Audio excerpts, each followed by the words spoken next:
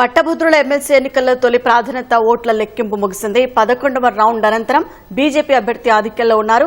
దీనికి సంబంధించిన మరింత సమాచారం మా ప్రతినిధి మణికేశ్వర్ ప్రత్యక్ష ప్రసారం ద్వారా అందిస్తారు.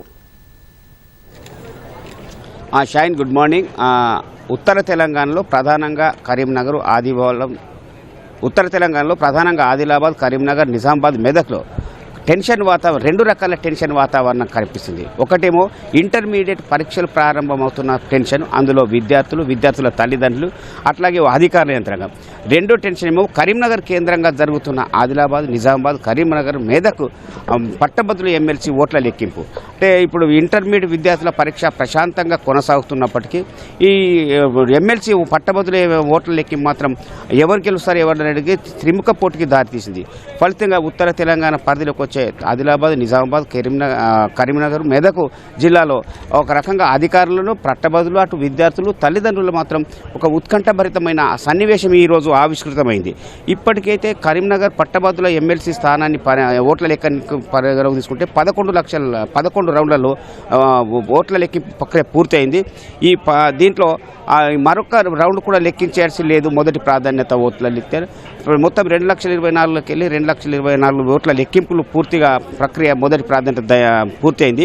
దీంట్లో బీజేపీ అభ్యర్థికి 75,675 ఓట్లు, కాంగ్రెస్ అభ్యర్థి నరేందర్ రెడ్డికి 70,655, బీఎస్పీ అభ్యర్థి హరికృష్ణకు 60,419 ఓట్లు వచ్చాయి. అంటే కాంగ్రెస్ అభ్యర్థి నరేందర్ రెడ్డి పైన బీజేపీ అభ్యర్థి అంజిరెడ్డి 5,110 ఓట్ల ఆధిక్యతతో మొదటి ప్రాధాన్యత ఓట్ల లెక్కింపు పూర్తయ్యేసరికి ముగిసింది.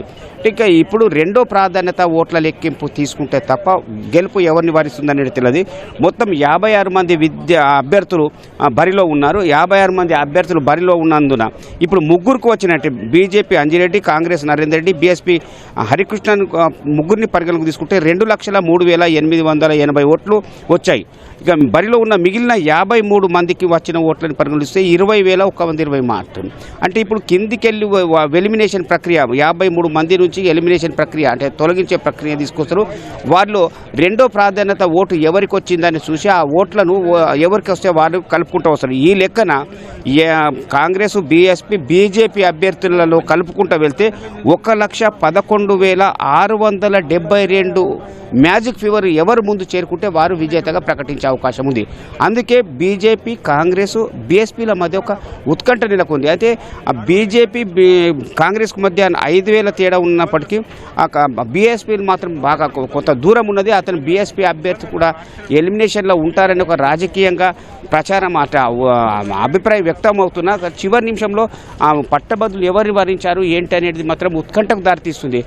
ఇప్పటికీ 11 రౌండ్ల ఓట్ల లెక్కింపు ప్రక్రియ పూర్తి కావడంతో ఇప్పుడు ఎలిమినేషన్ ప్రక్రియ మొదలు పెట్టడానికి అధికార యంత్రాంగం సిద్ధంగా ఉంది. అంటే ఎలిమినేషన్ అంటే కింది నుంచి ఓట్ల లెక్కింపు జరుగుతుంది. ఇప్పుడు మనం ఉన్న స్టేడియం ఇది ఇండోర్ స్టేడియంలో వస్తున్నారు. కొంతమంది షిఫ్ట్లు బదిలీ అవుతున్నారు. వాళ్ళందరూ లోపలికి వెళ్ళిన తర్వాత ఎలిమినేషన్ ప్రక్రియ అంటే మళ్ళీ 53 మంది అభ్యర్థులకు సంబంధించిన ఒక్కొక్కరిని ఎలిమినేషన్ తీసుకుంటూ వచ్చి అందులో రెండో ప్రాధాన్యత ఓటు ఎవరికి వస్తే వాళ్ళకి కలుపుకుంటే అట్లా ఎవరైతే మ్యాజిక్ ఫీవర్ దాటుతారో వాళ్ళని విజేతగా ప్రకటించే అవకాశం ఉంది. ఇది కూడా ఇవాళ మధ్యాహ్నం తర్వాత కానీ ఫలితం వచ్చే అవకాశం లేదనేది అధికారికంగా మనకు వెల్లడవుతుంది.